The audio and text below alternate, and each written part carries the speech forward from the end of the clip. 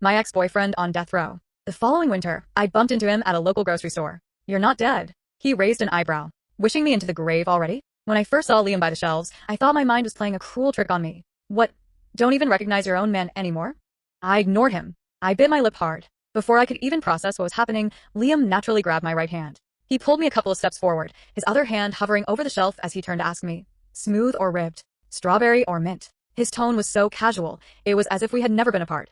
I pinched my thigh. Hard. It hurt. This wasn't a dream. Finally, snapping out of my shock, I violently shook off his hand. Why are you here? Where else would I be? Who was the one whining about being too sore to walk last night, demanding a piggyback right out of the apartment?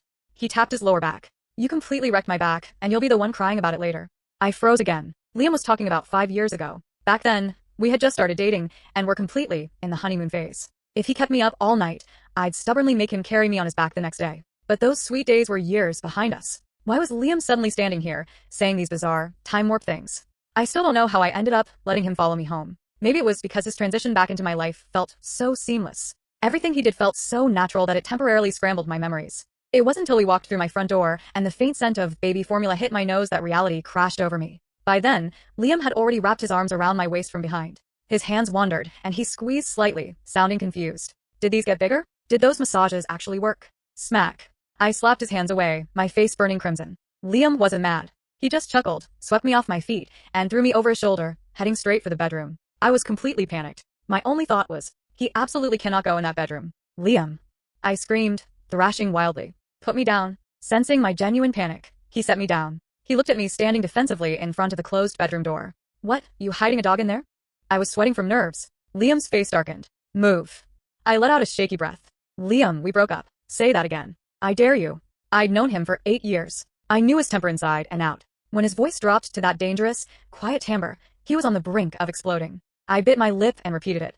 We broke up. Years ago. And based on the timeline, you should be dead right now. Liam finally realized something was horribly wrong. He looked around. This wasn't my cramped college apartment. The modern decor was entirely different. And looking at me, the youthful, naive glow of my early 20s was gone. His voice went hoarse. What year is it? 2022.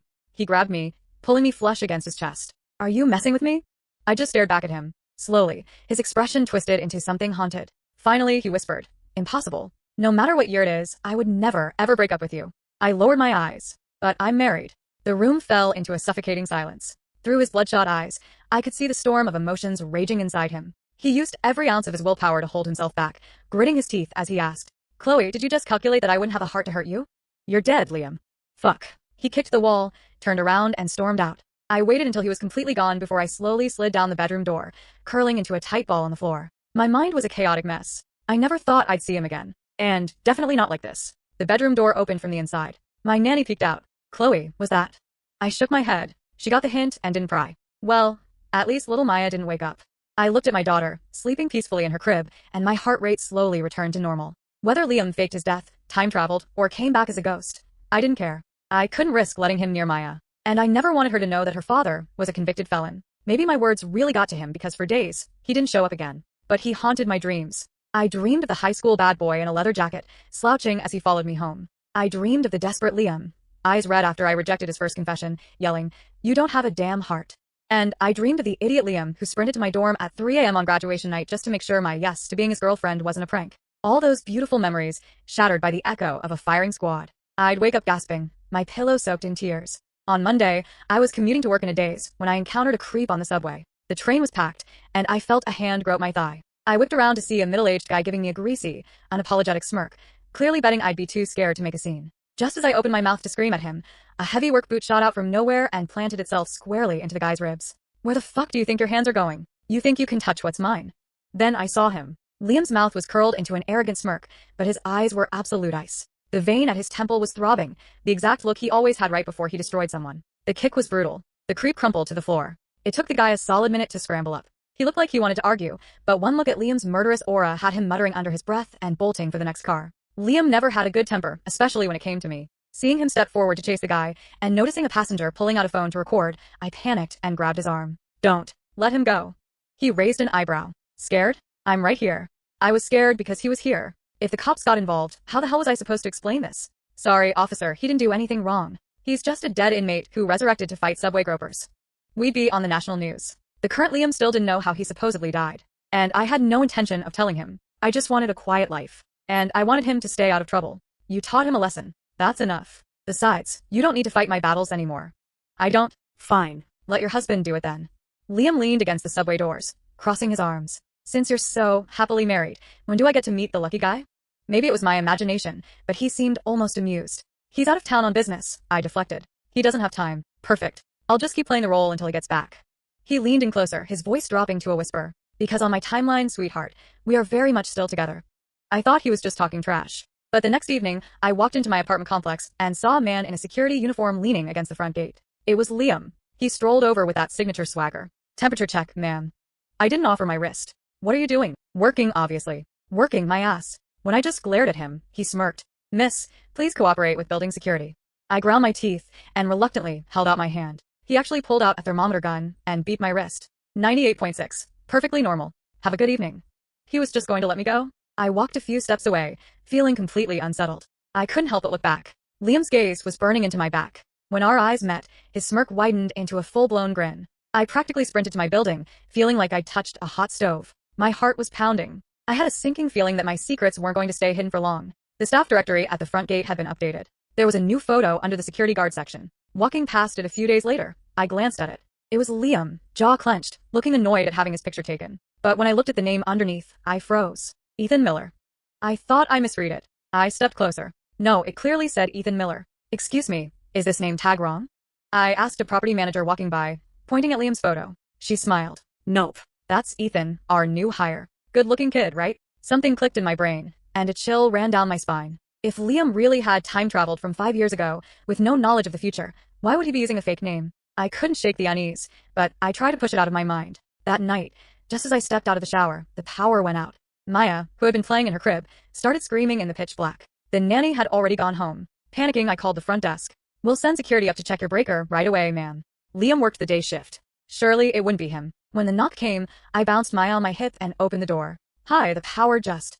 I stopped dead. I was staring right at Liam. Well, technically, we were staring at each other. All three of us. Liam didn't say a word. His eyes were locked onto the baby in my arms. His voice was terrifyingly raspy when he finally pointed at her. What is that? A bee baby? I stammered. Liam let out a hollow, bitter laugh. Chloe, I've only been dead for a year. The apartment was suffocatingly dark. Strangely enough, Maya stopped crying the second she saw him. With tears still clinging to her eyelashes, she stared at him with big, curious eyes. She even reached a chubby little hand out toward him, wanting to be held. The dark aura surrounding Liam softened just a fraction. Whose is she? He croaked. I told you. I'm married. Married my F. He caught himself before swearing in front of the baby. He let out a harsh exhale. I'll deal with you later. He pushed past me with his toolbox. Where's the breaker box? He was actually here to fix the electricity. Liam was incredibly handy. I knew that from college. Once, my roommate spilled water on my laptop. A repair shop quoted me $400 I didn't have. Liam had just clamped a cigarette between his teeth, taken the whole thing apart, and fixed it for free. I'd been so nervous watching him. Are you sure you know what you're doing? He had just side-eyed me. If I break it, I'll buy you a new one. He fixed it perfectly. And my roommate stopped complaining about me dating a dropout. My mind had drifted so far that I didn't hear him calling my name. What? I blinked. I said, step back. I'm covered in dust. Only then did I realize that Maya had leaned over and was actively smacking Liam's face, giggling uncontrollably. Oh, sorry. I quickly pulled her back. Liam clamped a flashlight between his teeth and went back to the wires, ignoring us. Maya, however, was furious at being pulled away. Her lower lip wobbled, and she started wailing. It was past her bedtime, and she was getting cranky. She rubbed her eyes and tugged at my shirt. I had no choice. I glanced at Liam. He was fully focused on the electrical panel. So, I sat on the edge of the couch in the dark, pulled down my top, and started nursing her. Maya happily kicked her little legs, finally settling down. A few minutes later, the lights blazed back to life. It was a short circuit. It tripped the main breaker. Liam turned around and stopped dead in his tracks. He stared at me, completely losing his train of thought. I hadn't expected him to fix it that fast. My face flushed hot as lava. I stammered, afraid to make any sudden movements to cover myself. His voice dropped a full octave. I'm gonna go wash my hands. He bolted for the bathroom. I looked down at a blissfully fed Maya and sighed. Both of them were going to be the death of me. Once Maya was asleep, it was just the two of us in the living room. Liam instinctively reached for his pockets for a cigarette, remembered where he was, and stopped. I'm moving in tomorrow. The sheer audacity of his tone threw me off. No, you aren't. And she's not your kid. Do you think I don't know how paternity test works? My heart skipped a beat. I wanted to deny it, but I was terrified he'd actually force a test. My hesitation was all the confirmation he needed. A triumphant smile spread across his face. Chloe, I'm already missing 5 years of memories. Don't play me. I didn't know who was playing who anymore, but letting him move in was impossible. I hadn't even figured out how to face him, let alone live with him. With Maya in the picture, I couldn't take risks. Desperate, I made a phone call. The next morning, Liam was waiting downstairs again. He was in regular clothes, looking as irritatingly handsome as ever. A couple of female residents were lingering nearby, clearly trying to flirt with him. Seeing me, he strode over. I'll give you a ride. No need, I said, avoiding his gaze. My husband is back. Right on cue, a sleek black Mercedes pulled up to the curb. The door opened and Oliver stepped out. He was dressed in an immaculate tailored suit. He walked right past Liam as if he were invisible and smiled at me. Waiting long? No, I just got down. Before getting in the car, I took a deep breath and turned to Liam. I told you, I'm married. Please just leave me alone. I got in before he could react. Watching through the rearview mirror, Liam's figure grew smaller and smaller until he disappeared. Regrets. Oliver handed me a tissue. I realized my cheeks were wet. No. Thank you for doing this, Oliver. I told myself I was making the right choice. As we pulled up to my office building, Oliver stopped me before I got out. Chloe, let's get married for real. I thought I misheard him. Excuse me? Let's make it official. Even with Maya. Oliver wasn't just my boss, he was my savior. When Liam vanished and I found out I was pregnant, my conservative family disowned me for refusing an abortion. Oliver had hired me, mentored me, and protected me from the vicious office gossip. We had a mutually beneficial arrangement. I acted as his fake girlfriend to keep his wealthy family from forcing him into blind dates, and he gave me a safe harbor. But I never expected this. That guy this morning is the father, right? Oliver asked calmly. Since you clearly don't want to get back together, and he won't let it go, marrying me is the smartest move. I can provide for both of you. I wasn't a naive 20-year-old anymore. I didn't delude myself into thinking a billionaire CEO was swooning over a single mom. Can I ask why? I've grown fond of you, Oliver said smoothly. And I adore Maya. Plus, due to a medical condition, I can't have children of my own.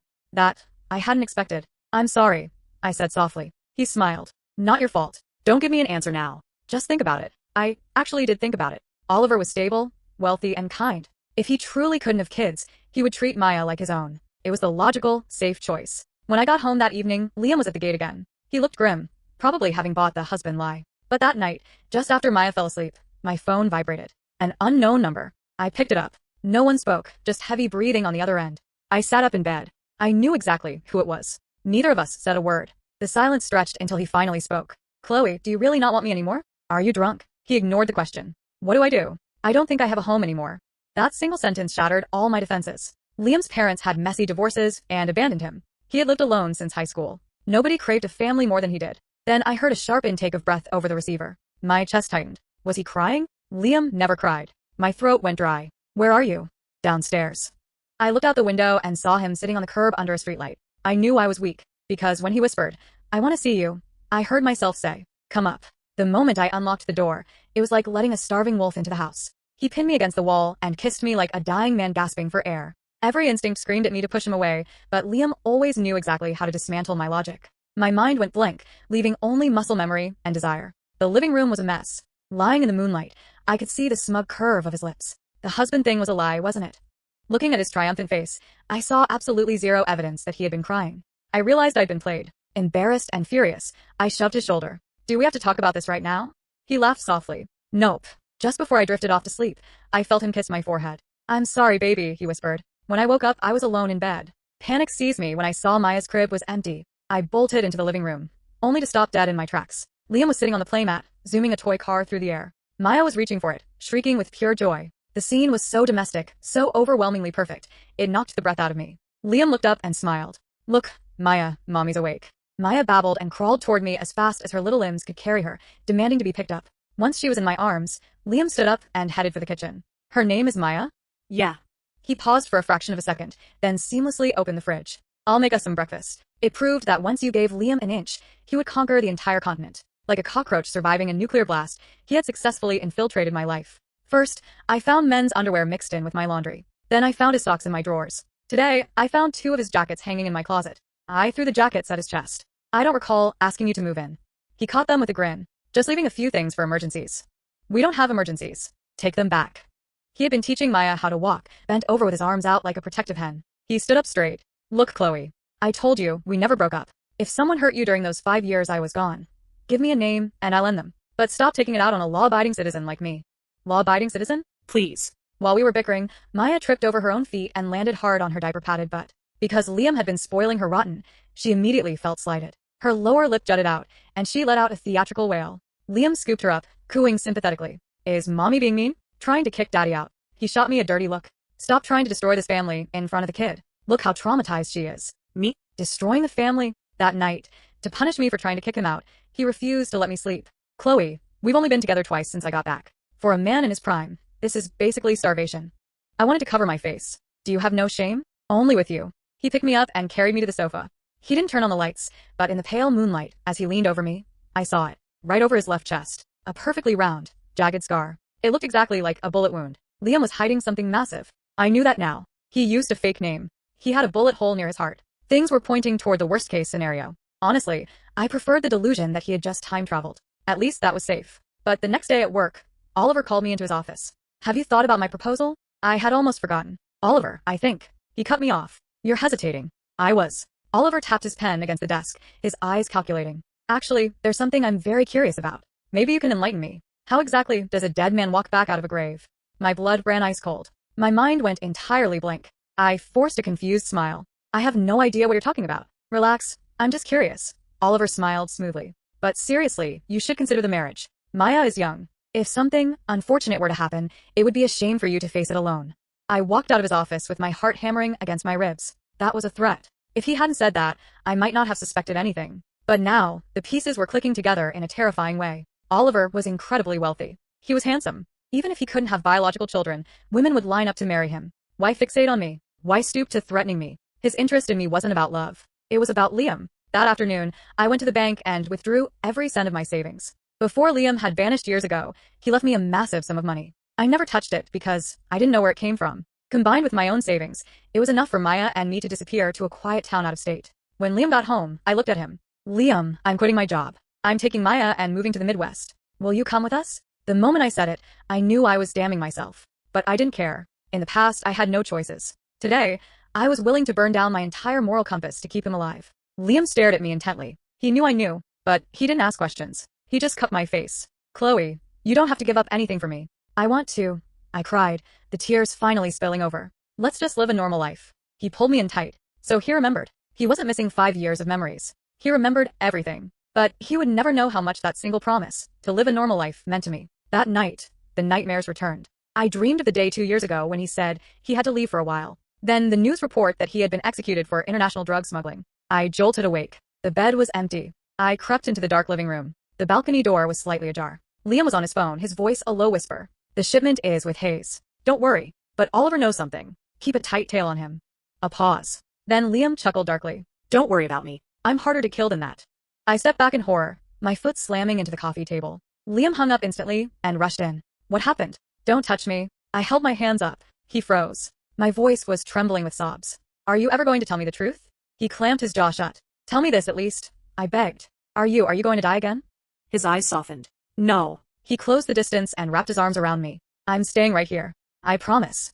I went to the office to hand in my resignation alone. I didn't tell Liam. I was terrified. Liam was legally a dead man. Oliver clearly had access to the criminal underworld to know about Liam's past. I didn't even know how my dead boyfriend was standing in my kitchen, let alone how to convince Oliver to leave us alone. The only way to protect my family was to cut ties with everything. I walked straight into Oliver's office. I've made my decision. He looked at my resignation letter. You're sure? Thank you for everything you've done for me, Oliver. But I'm leaving. Oliver leaned back. Aren't you afraid I'll call the cops? Honestly, yes. I looked him dead in the eye. But I'm more afraid of losing him again. Oliver chuckled. It was a cold, hollow sound. All right. Resignation accepted. Safe travels. I couldn't believe it was that easy. I bowed slightly. Thank you. I turned and walked out. But the moment I stepped into the elevator, a sickening wave of dizziness hit me. The world spun, and everything went black. When I opened my eyes, I was tied to a chair in a concrete room. I struggled, but the ropes dug painfully into my wrists. The more you fight, the more it hurts.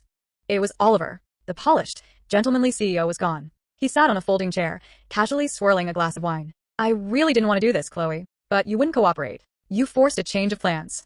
My heart hammered against my ribs. What do you want? I want Liam. You did me a huge favor bringing him to the office that morning. If it wasn't for that, I would never have guessed that your deadbeat baby daddy was actually him. Oliver smiled, a terrifying, dead-eyed smile. It's fascinating, really. A dead man walking. Since you couldn't get me the answers, I guess I'll have to ask him myself.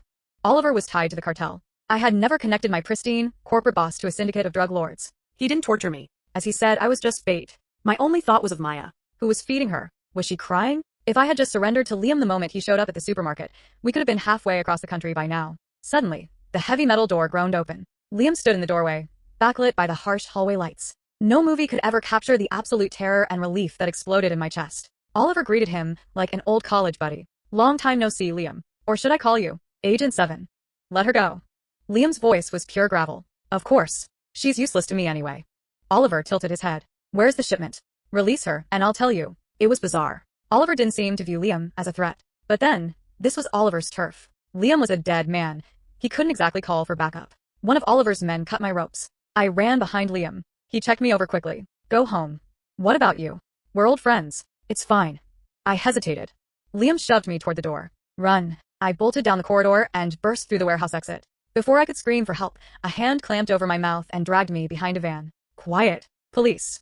My eyes went wide. The man released me and flashed a badge. Detective Hayes. Narcotics. I recognized him. Years ago, he used to come over to our apartment to drink beers with Liam. You? I gasped. Yeah, Hayes said grimly, signaling to a heavily armed SWAT team behind him. Liam is one of ours. My entire world tilted on its axis. The man I had loved for 8 years, the man I thought was a delinquent-turned-felon, was an undercover cop. Hayes didn't have time to explain. He rapid-fired questions about the building layout, the number of men inside, and Oliver's mental state. I finally understood the magnitude of what was happening. This was a cartel takedown. Hayes ordered a young rookie to drive me home. Liam is still in there. I yelled. Hayes looked at me. I'll bring him back to you. In one piece. I went home. The nanny said Maya had been inconsolable all day, but I couldn't even focus on comforting my daughter. I sat by the window, staring into the night, my mind racing. It all made sense now. Liam had been a rebel in high school, but he cleaned up his act for me. He went to college, joined the military to please my parents, and then he supposedly threw it all away to run drugs by the border. We fought so hard. I begged him to stop, but he gave me a massive duffel bag of cash, broke my heart, and left. I thought he was corrupted. I never, not in a million years, imagined he had been recruited for a deep cover operation. I remembered the last text I ever got from him before his execution made the news. It was from an unknown number. I love you. Always. I sat by the phone all night. No one called. Liam didn't come home. I pieced together Oliver's role. He must have been the financial backer or a surviving boss of the cartel Liam dismantled. He saw Liam alive and wanted his money, or revenge. He didn't realize Liam wasn't a corrupt smuggler who faked his death to steal the stash, but a cop setting a trap. It wasn't until the next afternoon that my phone finally rang. It was Liam. I didn't lie to you. His raspy voice came through the speaker. This time, I made it back alive.